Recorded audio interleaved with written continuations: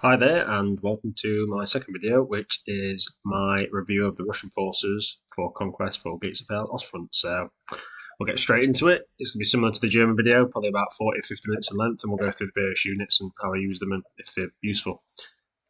So Commissar, which is your political officer, similar to an officer, same as the German, has binoculars, great for his increased vision range. It's about 20% or maybe 30. Great for putting there an emplacement or tank or anything that needs to, it has range but doesn't have the vision to match. Really good for defense. Always bring one. Command squad. It's got the officer. This one has a sniper. It has two snipers actually. I didn't realise. But I don't tend to bring them. If you really want the snipers, I guess you could. But in my opinion, the officer is useful by himself. You could bring them and split them off, but a little bit pricey. The one with the command car, avoid. The command car is a death trap, so I would avoid. The one with the armoured car is also not the best vehicle. It's armoured between 3 and 6. It's pretty light, and the weapon is also just a DT machine gun. So I wouldn't advise that at all. So I'll just stick to the standard officer. Border Guard squad, these are your base. Well, these are like your really basic, cheap infantry. They're not very good. 100 health, so by stamina, similar to Ostrupen. No LMG, 5 rifles. I would avoid. But you do get some semi-automatic rifles in there. But not something I tend to use. Small squads, not particularly useful.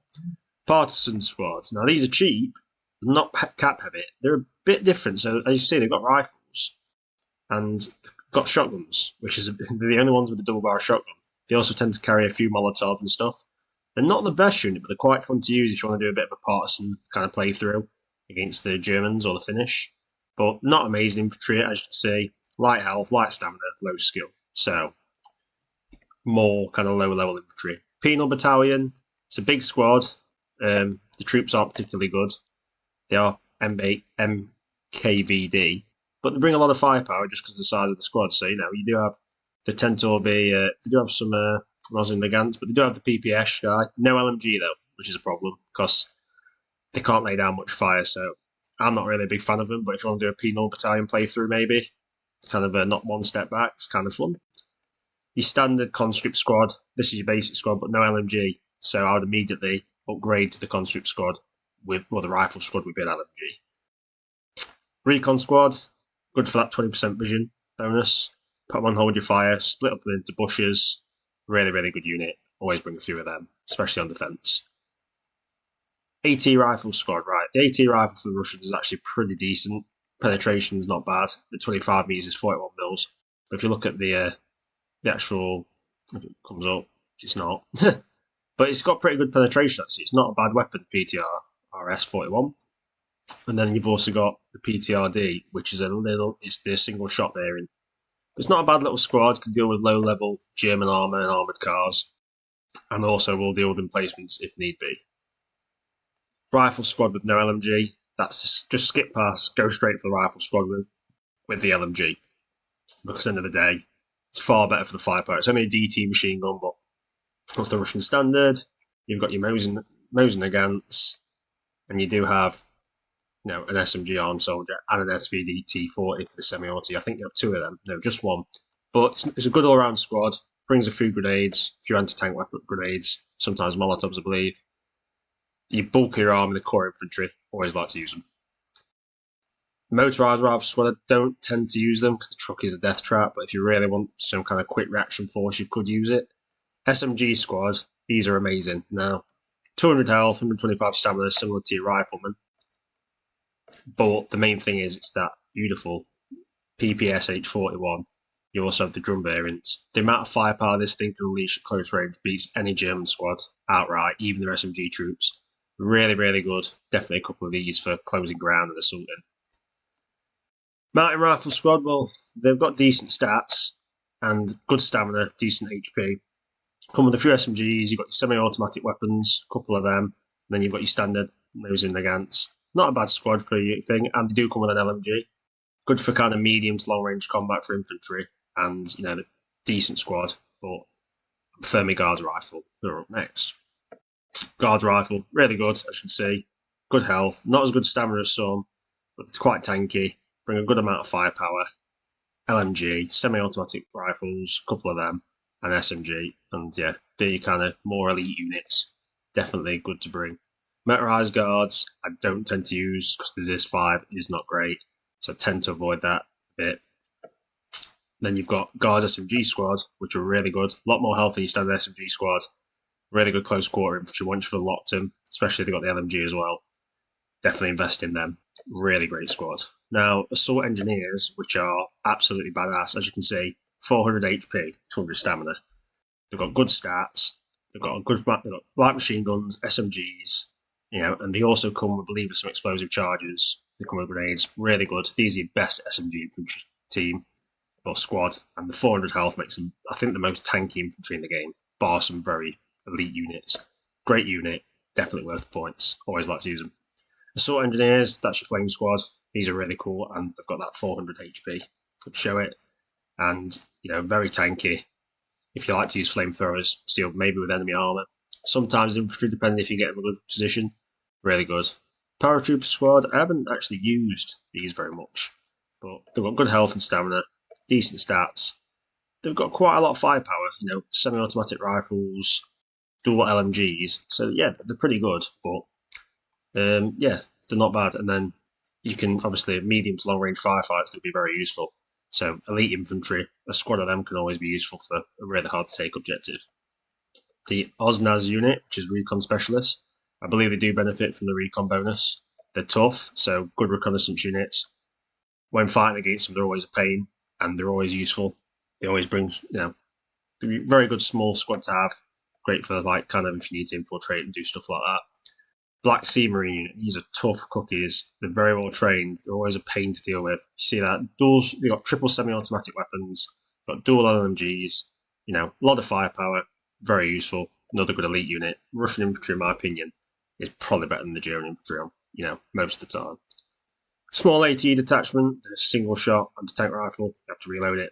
Not a bad little unit. Good at the start, but better to bring proper anti-tank gun, in my opinion. You've got the PTRS 41 detachment. That's a semi-automatic one. I believe it has 5 rounds in the clip.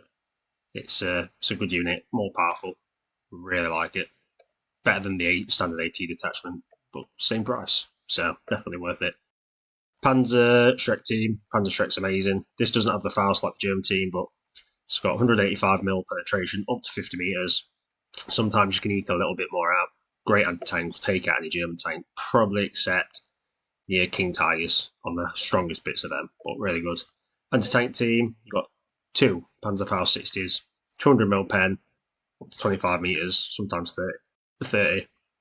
Good little team, will deal with pretty much any armor, bar maybe the King Tiger or the Jag Tiger, but if you get them on the side, you probably will. Medic speaks for himself, heals your troops, save your manpower, really cool. Grenade rifleman, I'm not a fan of the micro, but they can be quite fun. You can have a bit of fun with these high explosive grenade launchers. You can kill infantry, but you've got to really put the effort in. So I tend not to use them because it's more micro. AP miners and AT miners, as I said in the other video, if you've got a mod where you've got more defense time, they're really useful. Not so much in standard conquest because you don't have much time to set up, but if you do, AP mines, wreck infantry, and AT mines, just even tracking something like a Tiger or a King Tiger or a Stug, especially his Stugs and Jag Tiger, if you track them and the gun is not pointing in the good direction, you basically neutralise the tank and you can then take your time to deal with it. Even sometimes just sending some infantry or Molotovs or some anti-tank infantry to deal with it. It's really useful. And artillery if you've got it with you. Field engineers, build defences, same as miners. If you've got time to set up, they're really useful. Bit more micro, but if you haven't got much time to set up, not really that needed. But I do enjoy, building trenches and barbed wire and stuff with them. Flamer, useful, can deal with some vehicles and infantry, but very vulnerable to getting killed. So just be aware, it's very situational, but it's a fun unit to use. You're better off using the assault engineer squad when you get you get quadruple. You get 4 of these boys. So yeah, that's badass. Tank crew, extra tank crew if you need it for crewing damaged tanks or stealing them. And always good to steal a Tiger if you chance.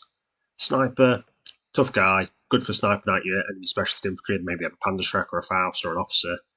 But use him situationally. Be careful. He's only one man.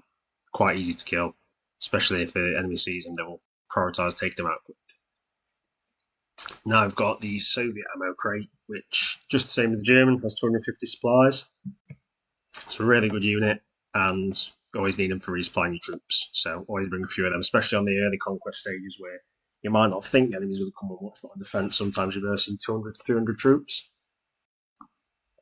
Now you've got next is the supply. Basically, the toad supply. I think that carries 500. I tend to skip it and go straight for the supply truck when I get the chance. Now on some emplacements. Basic maxi MG, good rate of fire, good damage, and that little gun shield's actually surprisingly efficient for keeping the gunners alive. I do like to bring one sometimes. Not a bad little LMG. It's maybe old, but it's effective. This basically the Maxim stand. It's not a survivor standard Maxim, so I don't tend to use it, but it looks kind of cool. Good, can you see over cover a bit more? But I prefer the first Maxim. Then you've got this, which is, I believe, is it the 50 cal? It was just the stronger variant. I thought it was the 50 caliber variant, but I don't know if it is. It might be. No, that's the Dushka, but it's not a bad little gun. It's a more upgraded machine gun, but you might as well go for the 50 caliber Dushka. Still used today by the Russian army, actually, and even by the Taliban. Great weapon, can even penetrate some light armed vehicles, demolishes infantry. It's a terrifying thing, and it sounds amazing. Bigger Dushka, well, Dushka on the tripod, good for seeing over cover, but more vulnerable because no gun shield. 25mm flak, it's actually a really good gun. It's got a good rate of fire. I do like it. Decent against air, light armour, shreds infantry. It's not a bad little buy. 37's not bad either for the Russians, but no gun shield, it's quite vulnerable, but it'll deal with aircraft quite well. The 85mm anti-aircraft is also pretty good against tank, with 147mm penetration at the max, down to 109. It's good range, not as good as an 88, but still very good. Will take out Panzer IVs and Stugs fairly well.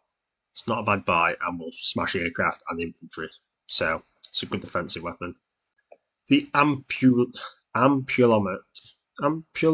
Yeah, it's basically a Molotov launcher. This thing's insane. It's not too accurate, but I've taken out Tigers, King Tigers. Basically, you can take out any tank infantry because it deploys an incendiary shell, which is like a massive Molotov. It's actually really good. So I always like to have one just to annoy the enemy on defense. And the amount of things this is taking out is it's kind of overpowered. Fire is immensely useful. So a great little fun unit to use. Just watch it occasionally, it'll clip a bush and burst, and your troops will get covered in fire. So, but I really like that unit. 45mm anti-tank gun. It's not a bad weapon. It's faster off fire rate. It's better than the standard German 37mm AT gun on the 4.7, in my opinion. They're a pain in the arse to deal with when you're against them, and the gun shield's quite good, so it's not a bad little buy. 57mm this. It has 141mm penetration, which is, I believe, just shy of the Pack 40. It's a really good anti-tank gun. And the gun shield's pretty effective. Definitely worth the points. We'll deal with pretty much any medium German armour, and even some of the heavy stuff it can threaten on the sides or weak spots. 76mm, this is like similar to the German 76. I believe there's a 7.5cm. It's basically what the paratroopers had supporting them, I believe. Are these paratroopers? Artillerymen, but I don't really use it much, but it's a cool unit. You can bring it along. It's got high explosive and heat rounds, I believe. So I haven't actually used that with Russian force, so it's not really something I tend to use. 76mm field gun, it's not bad, but I tend to just bypass it. Better to have big artillery or bring some armour.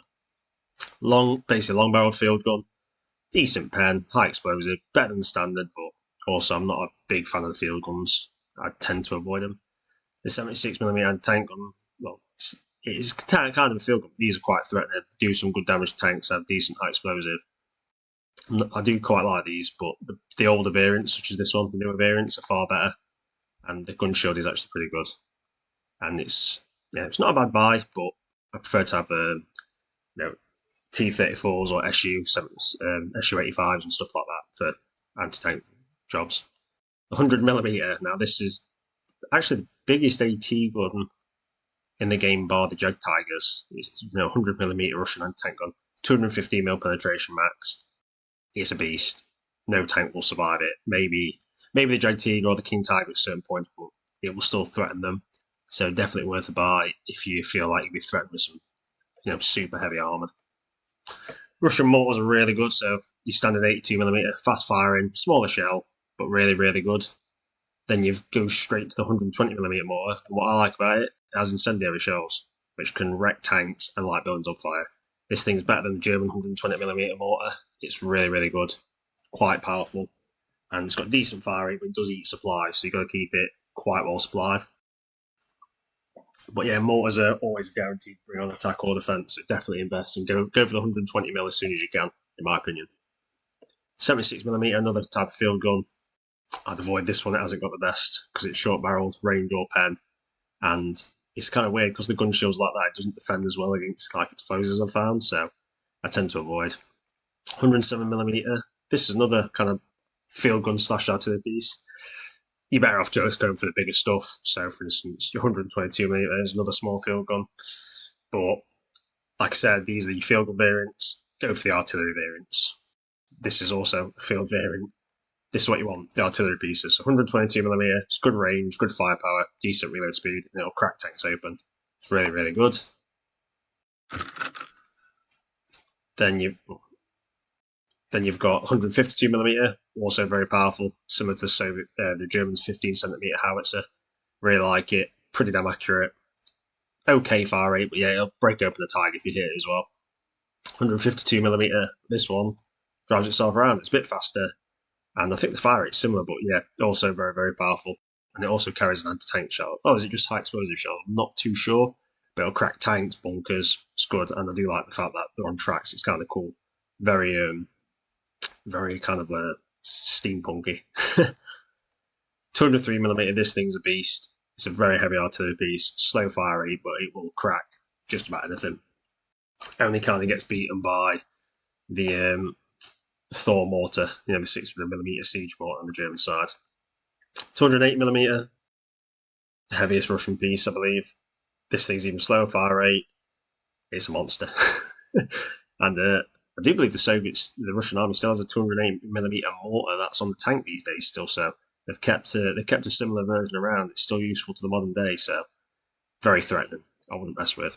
So now onto the vehicles. Bike, lightly armed. It's a miss, but kind of fun to drive. Supply truck, really good. 1,000 supplies. Lightly armoured though, so you've got to keep protected, but will keep your troops in supply. Fuel truck, same. Keep your stuff fueled if you need it, but you shouldn't run out. Truck with a quad maxim, because it's shredded infantry, but it's really, really light. Don't rely on that for anti-air. It will get killed quite quick. The anti-air truck, decent anti-air, but sort of light truck. It won't survive long at all. I also miss it. The engineering truck's not bad if you need engineers and more supplies, but you probably won't have time to build that much. It's a Dushka on the truck. Also, good firepower, but for like a killing infantry, but it'll get killed really quick, so it's not worth it. The Katusha, now, this thing is a beast. This one, for instance, has, I believe it's 1, 2, 3, 4, 5, 6, has 16 rounds, I believe, on the thing. 132mm rockets. Now, they're not too powerful against the heaviest armour, but it's a lot of firepower. They'll shred infantry. They'll shred medium armour, light armour. Really good unit. It's a very slow reload time on them. So just be aware of that. But yeah, they're very powerful. And they carry quite a lot of ammo. I think it's about 5 full salvos. So definitely be careful of that. Maybe 4. The bigger Katusha, this thing will crack even heavy armour. It's kind of they've got more fuel in them, so they tend to blow up a bit like the Nebelwerfers. Really good. Like again, you can't go wrong with Katusha. Do like that unit. Light Jeep, the Gaz, 67B with a DT. Just avoid it. It's going to get murdered. It's not going to last long. I believe that looks similar to the American Willys Jeep. Don't know if it is. I think it's the Soviet variant.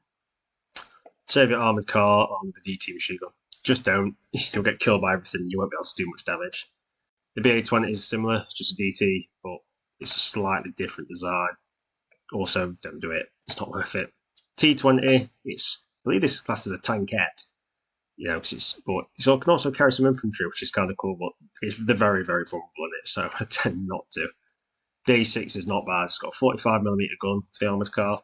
They're actually a pain in the arse to deal with when you're against them, and they're quite good for sneaking around and fairly fast, so not bad for some light support weaponry for the Russians when you're early into the conquest. The BA-10, just a stronger variant. It looks just a bit more modern. It looks pretty cool. Like the other one, it's got an LMG on it, but it's just a bit more of a sleek design, more modern design. So yeah, if you want to go that route, it's not a bad choice either. This variant is the BA-64B. It's got a DT. Just avoid it. It's only got a machine gun. It's not worth bringing. Universal Carrier is an interesting one. It has a PTRD, I believe it is at the front. Or is it PTRS? Let's have a look.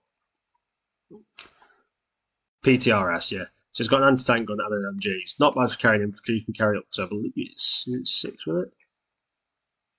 This one doesn't say. Oh yeah, it does. 6 crew altogether, but it's very vulnerable. But yeah, I've had decent luck with some light anti-tank rolls with it. It's quite a fun unit. I believe it's the. Is it the priest carrier that they converted to the kangaroo and they gave to the? I believe they gave it to the Russians. So it's an allied unit that they've just using on Lend Lease. So that's kind of cool.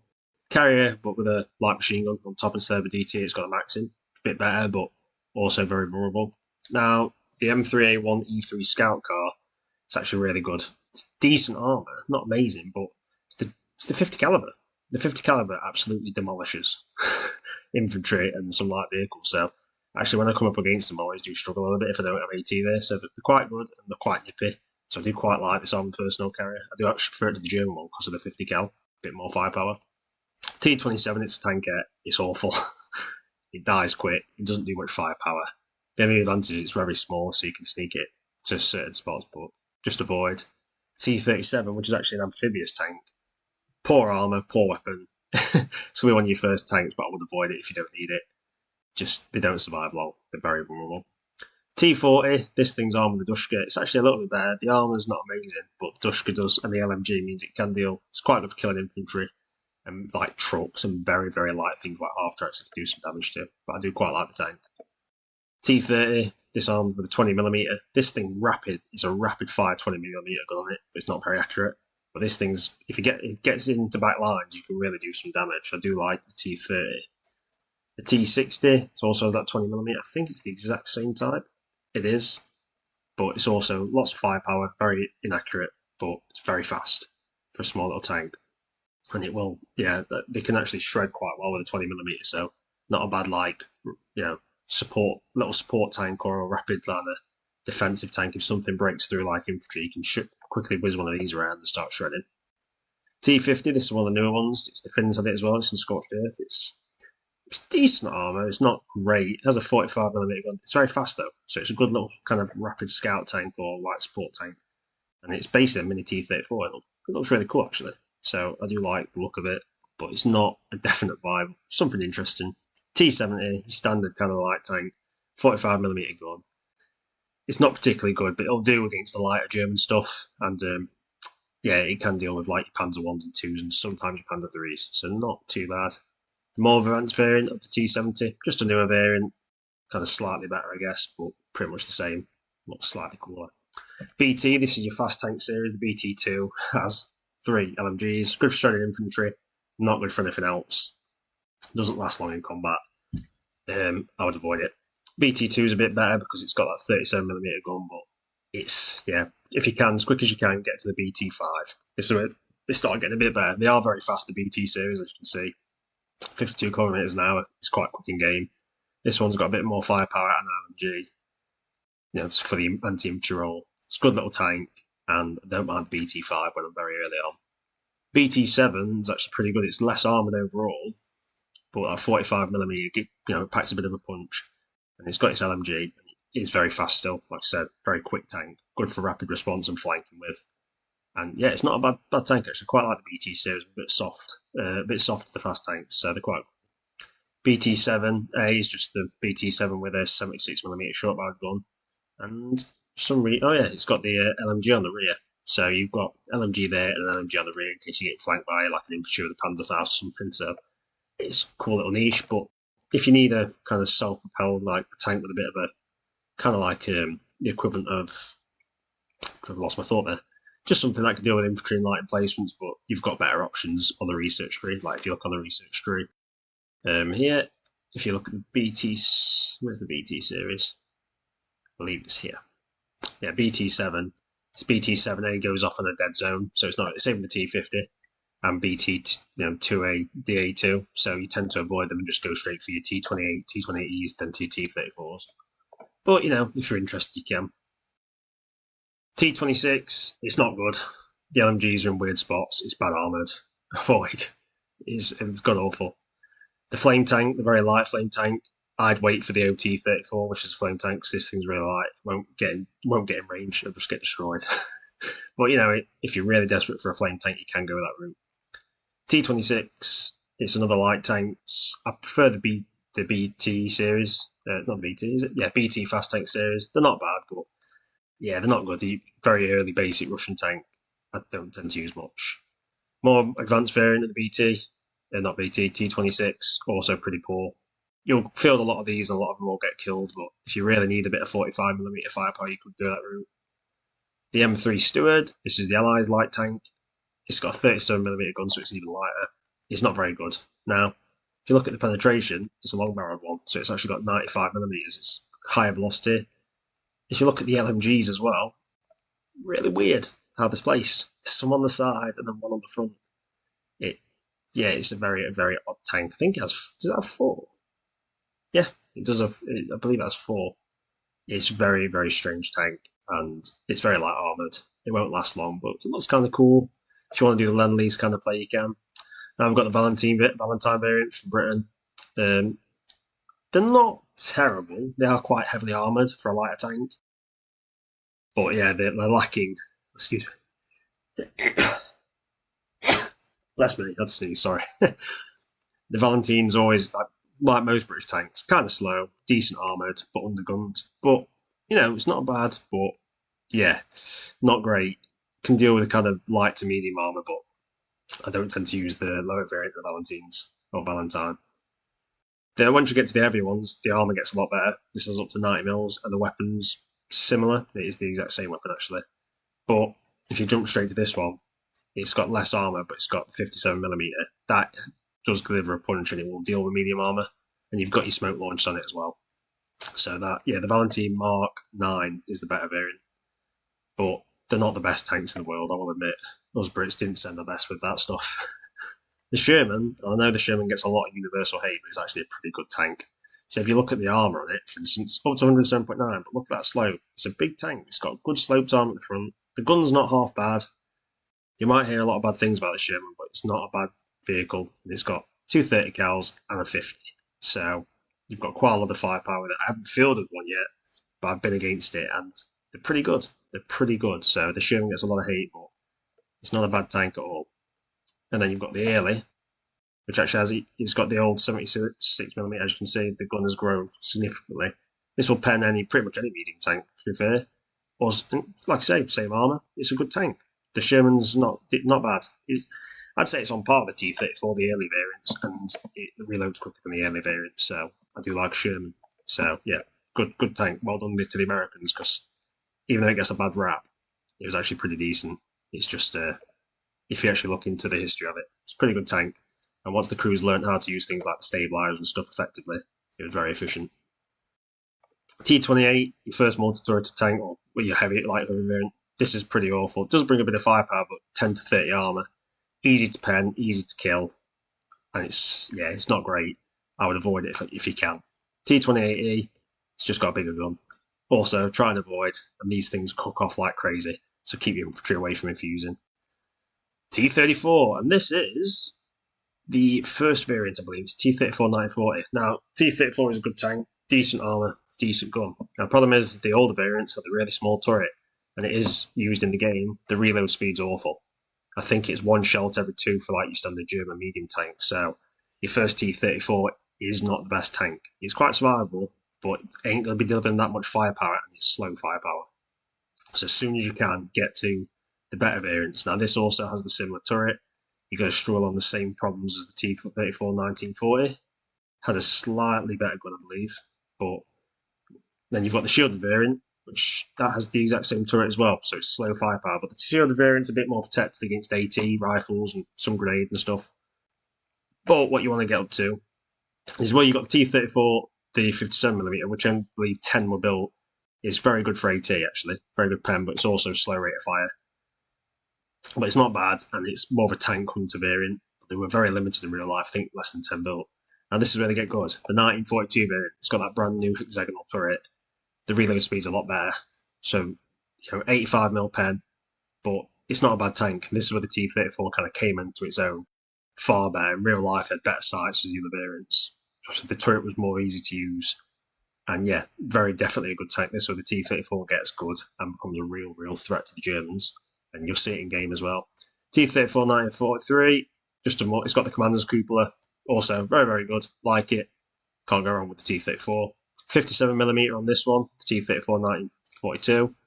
But it's just an upgraded variant. It's got the bigger turret, as you can see from the last one. That's got the wee turret. This has got the big turret. That'll hunt some tanks down big time. It's not a bad tank, and I think these are also less than 10 built, very limited. The OT 1943, which is the flame variant, replaces the Hull MG for a flamethrower. Really, really good. Just use one in the campaign. Absolutely love it. Can't go wrong with a bit of T-34, and it's got the main gun as well, so that's the main thing. T-34-85, this thing is a beast. It's almost packing as much firepower as a Tiger with that 85mm gun. It's the same hull, but the turret, as you can see, it's got the big old turret on. Great tank. It's a medium tank that can deal with heavies and all mediums. Really, really good. And yeah, you can't really go wrong. This is just the other variants of the T-34-85 I'll show.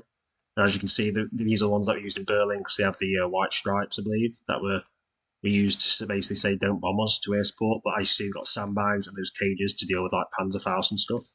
So they were using the, as known as the coke cage very, very many years ago. But supposedly these things could detonate a Panzerfaust and make it less effective. So actually quite smartly done. And actually, you see them in the Russians are using something similar on some of their tanks in the Russia-Ukraine war, but don't believe they've been that effective, especially as the Panzerfaust is obviously like 70 years prior, so a bit less effective than today's AT. The OT 85 with a flamethrower, basically absolutely amazing. Love that whole flamethrower, really good. Definite buy. This is the OT. This is obviously just another variant. The sandbags on, looks pretty cool, and he's got the Berlin stripes, which is badass. Because, like I say, once they got to Berlin, just to help recognise the tanks. Churchill. These things are heavy as hell, up to 178mm. They're very tough to kill, but they are slow as hell. And the gun's actually got decent pen, but it's small HE shells. Thing is, if it gets tracked, it's a pain in the arse to deal with. Like, it's a pain in the arse because it's not the best tank because it's really slow. But it's good for just sitting there on the fence and getting absolutely punched in the face repeatedly. So a good anchor tank. I said anchor, by the way. The T-35, the multi-turreted, Jesus Christ. This thing is awful, but it's just so fun to use with your crew of 1, 2, 3, 4, 5, 6, 7, 8, 9, 10 men. Yeah, you heard it right. 10 men. I'll just show it here, prove it. 10 guys. And you can carry it to 22 if you want to sit on it. It's awful, but it's actually really fun. Park that in the air and just watch it shoot in every direction, but it will not survive any decent armour. As soon as enemy Panzer 3 or 4 shows up, they'll just wreck it. T-34, 1938. As you can see, they've changed the turret slightly, and it's got a bit more armour, but it's still pretty awful. But if you want to use it, it's fun. You do verse one of these, I believe, verse this variant in the Finnish campaign. I think it's the first mission where you're defending. It's quite hard to deal with the Finns because they've got basically hardly any AT guns. But yeah, it's kind of cool tank. And then there's the SMK, which was the other multi-turreted tank the Russians built. That was going for the contract. Also failed miserably. I do prefer this variant though because the turrets have better. For instance, the guns have better. Like the forward gun, which is the 45mm, can kind of turn better. So yeah, but it does deliver less firepower. But yeah, it's interesting. I definitely use one just for the fun element, and it comes with 1060 armor. So this one's basic variant was better than the standard T-35. I'd say the second T-35 was probably on par with it. Both kind of crap but fun. The KV series, probably one of my favourite tanks. The Russians, the thing just survives anything. The firepower's lackluster, but just like in real life, the Germans really struggle to deal with it. Even, I believe, reading the other day, the Germans came up against a KV tank, couldn't do anything with their armour. They brought up an 88mm flak gun, flak 88, and got it to the rear and fired 5 shots, and it only had 2 penetrations. 88mm against the rear armour. The thing was an absolute beast, and yeah, just drive this up, and until the Germans start bringing out things like Tigers or Stugs or Panzer 4 Aus F2s and stuff, they won't have anything to deal with it. It's kind of cheesy, but it's really, really good. It's kind of slow, but yeah, KVs are amazing. And just this is the KV 1940, just a slightly upgraded variant, but similar to the 1939. It just looks slightly different. I believe it had a bit of riveted armour on it, maybe. No, that'd be the next variant. KV-1A, it's got that riveted armour. Slightly more survivable, but the exact same as the KV, basically. Then you got the KV 1941, basically the exact same, not really much changes. Then you get to the KV-8 Flame, it's got that. So this is a weird one. It's got a flamethrower there in the turret, but the gun is not 76, it's a 45 that hid inside it, so they couldn't recognise it was a flame tank. So you're getting less anti-tank firepower and high explosive firepower for a flamethrower, but it has about 600 fuel on board for the flamethrower, so that's a lot of flame firepower. So definitely good flame tank. It's the best one because it's so survivable. Then you've got the KV-1 1942, similar to the other KV series. It's a good tank, very survivable. Just pretty much the same. KV-2, the rolling brick, very, very powerful gun. The only bad thing, look at those big flat spaces on it. The thing always explodes when I get hit. Do not keep infantry near it. But the 152mm gun, it's a rolling howitzer. This thing will take out anything, even tanks, pretty much. The only thing that survived it ever for me is, I believe, the King Tiger and the Ferdinand that I've hit. But really good tank for bringing that howitzer along. But watch those side bits, because 7.5cm packs will go right through it and it'll detonate it, and the thing just explodes like hell. KV-1S, which was, I believe they saved 1 ton in weight and made it slightly faster. If it's got 43 and what's your standard KV, 35, yeah. So they made it a bit lighter, a bit more efficient using lightweight parts. So yeah, it's not bad if you want the KV with a little bit more thing and a bit more firepower. It's armed with a ZIS. Yeah, so that's also armed with a ZIS. So actually, I did miss that. They'd upgraded the weapon slightly, a little bit more penetration, which isn't bad. KV-85, this is really good. It's got that strong armor still. It's got the 85mm gun, same with T-34. Really good. Can deal with medium tanks and some heavy. Definitely useful to bring. I love the KV series. And now we're leading on to the IS, the Joseph Stalin one. It's a beast. This one's got an 85mm. This is the tank killing variant. It's a really good tank.